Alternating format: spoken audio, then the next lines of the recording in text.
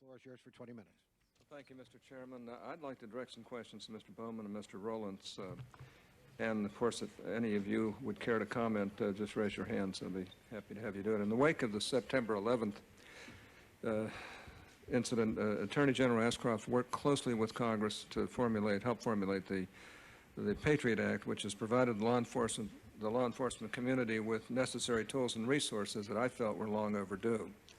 Among other things, the Act has enhanced the ability of law enforcement and intelligence authorities to share information and to coordinate their anti-terrorism efforts. The Act has updated our laws relating to electronic surveillance. We know now that email, cellular telephones, and the Internet were the principal tools used by the terrorists to coordinate their deadly attacks. The sad fact, however, is that the bulk of the proposals that were incorporated into the PATRIOT Act had been requested by the Department of Justice for years, but had languished in Congress because we were unable to muster the collective political will to enact them into law. Now, I'm concerned that there are additional necessary legislative reforms that we here in Congress should be doing everything in our power to make into law. Now, Mr. Bowman and Mr. Rolnice, I'm very interested in your views on these subjects. Senators Kyle and Schumer have identified a problem with FISA, the so-called lone wolf problem, that I agree is a serious problem and needs to be addressed. We held a hearing on July 31st, 2002 to examine this issue. And I certainly hope and expect this legislation will become law this year because it does enjoy bipartisan support and it would be helpful to you. Do you agree with that? Yes, sir.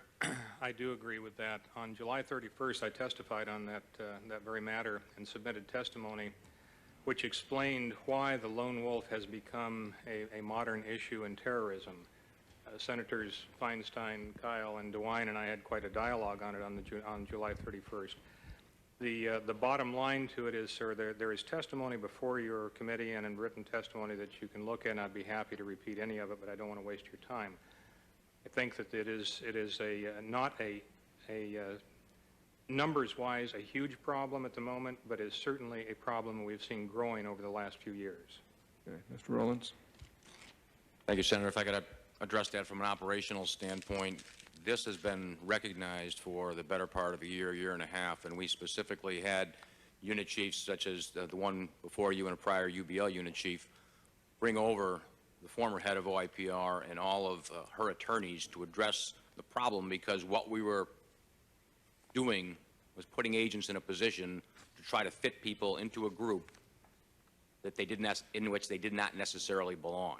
And the last thing that any of us ever want to see happen is people stand in front of a FISA court judge and raise their right hand and swear to facts that they either do not believe are true or are being counseled are not sufficient, which goes back to the Moussaoui issue.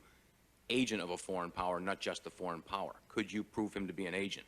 So in Senators Kyle and Schumer, in my personal view, they hit the nail right on the head. That's exactly one of the things that we need to be looking at. In addition, I believe there are other reforms that we in Congress ought to enact to assist law enforcement and the intelligence community in their efforts to combat terrorism. For example, although the PATRIOT Act enhanced the ability of federal law enforcement and intelligence authorities to share information with one another, I understand that statutory constraints on the authority of federal officials to share information with their state and local counterparts remain, and that these constraints apply to information obtained through grand jury investigations, wiretaps, FISAs, as well as educational records, visa and consumer information.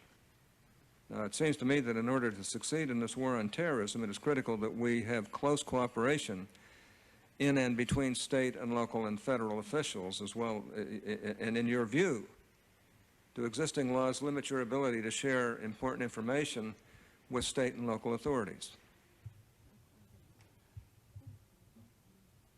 I think there are some limitations here, Senator, which are important. The amendments to the FISA or to the PATRIOT Act on grand jury and Title III information runs to federal officers, which was a great help, and I don't want to diminish what a significant change that was for us.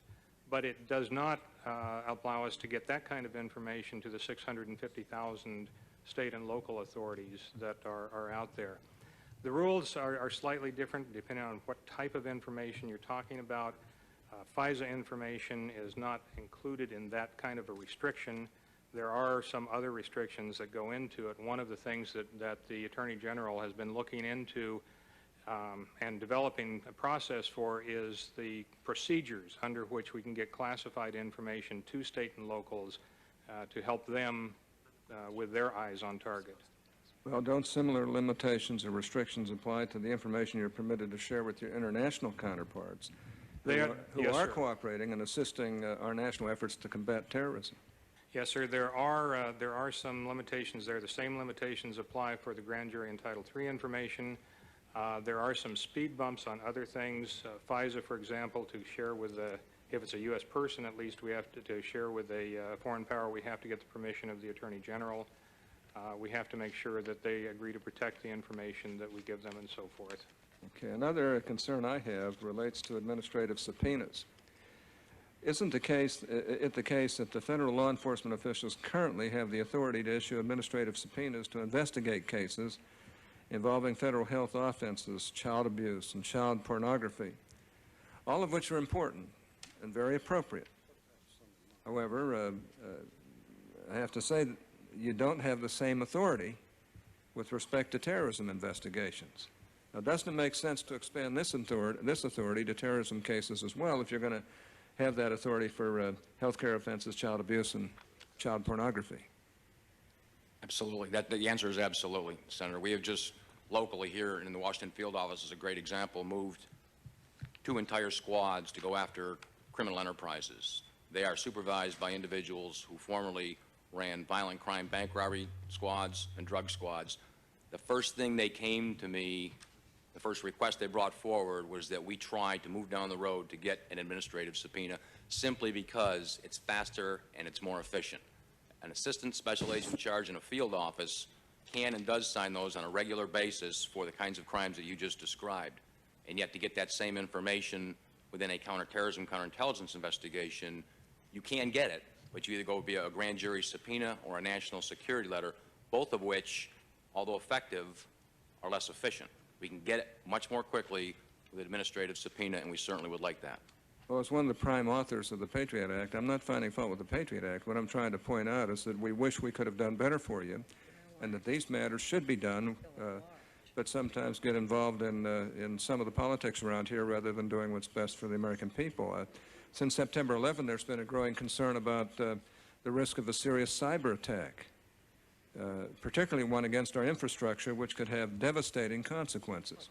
And although the Patriot Act included several important provisions to improve our nation's cyber security, in my view, it did not go far enough. Just last week, I offered an amendment to the Homeland Security Bill, which, among other things, would give communications providers and law enforcement greater flexibility when dealing with emergency situations where there is a risk of serious bodily injury or death. Specifically, the amendment creates a good faith exception that would allow communications providers to disclose communications to a government entity, such as a hospital or a law enforcement agency, in an emergency situation involving the danger of death or serious bodily harm. And it seems to me that if somebody wants to bomb an elementary school but does not mention when such an attack will occur, a communications provider should be able to disclose that information immediately and not worry about whether the danger is imminent. In such a case, where a communications provider believes in good faith that the emergency exists, don't we want the provider to act quickly without the fear of liability? Yes, Senator, I think that's a very important point. As we all know now, there's been an extremely large number of Internet communications which have been relevant to the terrorism investigations. We have been working closely with ISPs all over the country, the big and the small, and there have been any number of the ISPs who have been bending over backwards trying to find ways to help us within the law. And it's obvious in some cases that they feel very constrained on what they can do. It's also obvious that they are trying very hard to do the right thing. And I think your proposal would go a long ways towards eliminating the fears that they have in trying to do the right thing. And in protecting the American people. Absolutely, sir. Well, the bottom line is that I believe in addition to examining what intelligence failures occurred leading up to September 11th, we in Congress need to do all we can in our power to give our law enforcement and intelligence agents the tools and resources that they need to protect us from further terrorist attack. And I hope that that is part of this review process. I hope that Congress will act expeditiously to enact these very important reforms. But let me just shift here for a minute. The staff statement details chronological intelligence reporting of foreign nationals with Middle Eastern terrorist ties seeking aviation training in the United States. I think I've counted at least 12 or 13 bits of information, classified information, indicating that our law enforcement and intelligence communities had some idea about the possibility of using aviation or planes. The reports go back to the early 1980s, even during the Reagan administration, and continue right up to the present time. Now, as the staff statement notes, this suspicious activity spurred FBI headquarters in 1999 to request 24 field offices to scrutinize Islamic students from an unidentified target country who were engaged in aviation training in these offices' jurisdictions. The FBI's International Terrorism Analytic Unit, in coordination with the INS, was to consolidate the information obtained by the field offices. However, the project was never completed because the field offices did not follow through. Mr. Chairman, I think this was one of the most serious and disturbing sections of the staff report. And I compliment the Joint Inquiry staff for bringing these facts to light. And I think there's a lot of blame that can go around to everybody, and some of it might rest right here in Congress. One of the justifications set forth as to why the field offices neglected their duties relates to the Buckley Amendment.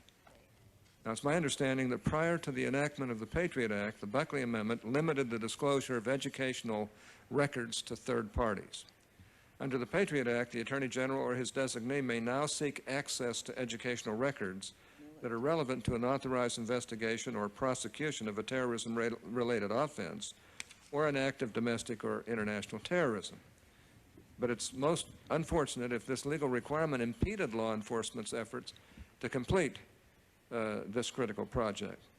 Now, Mr. Rolnice or Mr. Bowman, in your view, did the state of the law in 1999 indeed make it difficult for field offices to complete this critical mission, and that is before the PATRIOT Act came into being? Senator, I think the answer to your question goes in a lot of different directions, both to resources and to our inability to effectively carry out our duties. The Federal Education Rights and Privacy Act and the Buckley Amendment certainly stood out there and regulated, passed by, I believe, your predecessors back in about '74, the kinds of information that the FBI could, in fact, get from a college campus. And the reason it's important is if you look into the numbers, and you don't hear much dialogue about what happens if you follow up with the Phoenix CC. There are, according to the numbers provided to me by the FAA, 108 flight centers analogous to Embry-Riddle University in this country that are accredited and for which we would have to get a grand jury subpoena to go beyond the name and the address of the student, and you'd only get the address if that was a matter of public record. There are 1,675 flight centers. There are in excess of 69,000 certified ground instructors and in excess of 82,000 certified flight instructors in this country. That, in fact, is the universe. I have been to the local law enforcement and the college campuses and asked them, quite frankly, if we came and knocked on your door asking about individuals on whom we did not have pending investigations, what would the response have been? Assuming you can get past the profile issue, and I'll assume that somebody smart could have written something that would have been accepted by everyone. And they basically said to me, you'll get name and address, and if you want more, you have to come back with a federal grand jury subpoena because of that law and that amendment. I then asked 3 separate Attorney General convened joint terrorism task forces around the country, different regions, in Denver, in Washington, D.C., and in Atlanta. Just to the attorneys in attendance, how many of you would be willing to give a federal grand jury subpoena to an FBI agent to access records of an individual on whom we do not have an investigation? In all 3 sessions, among hundreds of people, 1 hand went up.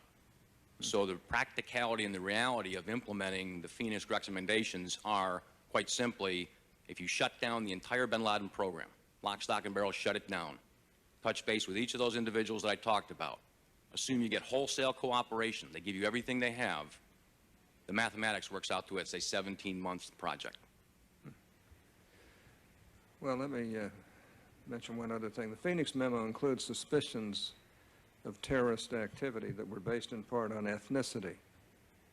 Now, while some may disagree, it seems to me that a general fear of being accused of improper racial profiling may have had a chilling effect and caused law enforcement agents in this instance, or perhaps in others, to be reticent in their investigations. Indeed, I understand that the intelligence operations specialists who reviewed the Phoenix memo expressed such concerns. Haven't similar concerns been voiced within the FBI in other contexts as well? And if you want to answer that. I think you only need to go back to the millennium to get a sense of how the FBI would have reacted if we pushed that out the front door. There was a proposal on the table to interview every subject of every full and every preliminary inquiry investigation within the UBL program once Rassam came across the border and we were concerned about follow-on events for Y2K.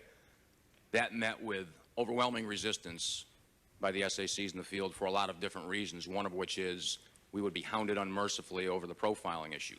And we pared it back to a listing of individuals and cases and circumstances that everyone could in fact agree with. The reality is if you read the communication, doesn't suggest profiling, it in fact suggests going out and trying to gather a list of everybody from anywhere that's coming in to take that training. Practically speaking, that would not be practical. At some point, you'd have to hone it probably to the 60 or so countries that have been identified as having an al-Qaeda presence. But at some point in time, if you come down to Middle Eastern males between the ages of 21 and 41, and if you can define it as to those who went to the camps or not, some would call that a profile. I wouldn't disagree. Well, and that's been working against us in this particular case, that you're unable to watch males between those age groups, Middle Eastern males. If you go back, the Marine Corps barracks bombing up through the annex, the embassy, Khobar Towers, Dar es Salaam, Nairobi, there is a consistency in certain traits. And I know we're struggling with this whole issue of profiling or common characteristics, call it what you will, but those are the facts. Well, legislation introduced by others in this Congress proposes to ban racial profiling and prohibit law enforcement agencies from relying to any degree on race, ethnicity, or national origin. Now, do any of you share my concern that such so-called racial profiling legislation could affect the FBI's ability to vigorously pursue leads that are based, at least in part, on ethnicity? And do you deny that that was definitely a part of the problem here in these cases? Yes, sir. I think you're absolutely right. If that legislation were passed and I were asked for legal advice on what to do, I would have to follow the legislation, as would the special agents. No matter what the no matter what what would happen to our Yes, sir. country? Our agents are, and you've heard it today, our agents are extremely cognizant of the law, and they are very concerned about not going beyond it, and the laws that are passed are the ones that they are going to follow. And they were in these cases. Yes, sir. And this arose in these cases. Yes, sir. And they were afraid to go out and do anything about it. And they were reticent about it. That's absolutely correct, and the issue still persists.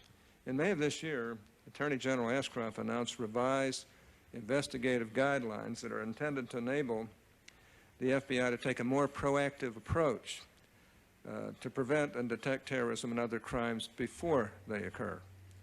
Among other things, the new guidelines permit agents to engage in online research on the Internet to employ commercial data mining services when necessary to investigate terrorists and to access public places that are open to citizens. Now, isn't it the case that prior to these guideline revisions, agents were restricted from surfing the Internet to determine whether there are sites that address subjects such as how to manufacture explosives? Let me finish. Let me just add one. My time's about up, so let me add one other part to this. Weren't FBI agents who investigated the kidnapping and murder of Daniel Pearl forced to obtain information from the Wall Street Journal employees who were able to gather information using a relatively simple data mining service because the existing guidelines restricted the agents from gathering such information? And under the old guidelines, weren't there situations where the FBI was hindered in its ability to pursue legitimate investigations because of a fear of investigating criminal activity occurring under the guise of political and religious activity. So without revealing any sensitive law enforcement information, can you provide some examples of why it is necessary for agents to enter public places or events for intelligence and investigative purposes, and why you should be able to surf the internet, and why you should be able to overcome some of these limitations? I think you've hit the nail on the head for much of this, Senator. The reasons for some of those restrictions are historical. They go back to events of the 60s and 70s. The restrictions which were put on back in the 70s were intended to try to prevent abuses in the future. They focused on events and processes that have long since been changed. The fact of the matter is everybody in the world knows what the weaknesses of our system are as far as being able to penetrate it, as far as being able to take advantage of it, whether it is for terrorist or criminal purposes. And if we cannot put the agents where the action is, then we're never going to be able to fully investigate many situations. The fact is, we do have to put agents in open spaces. We do have to put them where we expect to find terrorists and criminals. Time is up, Mr. Chairman. Thank you, Senator.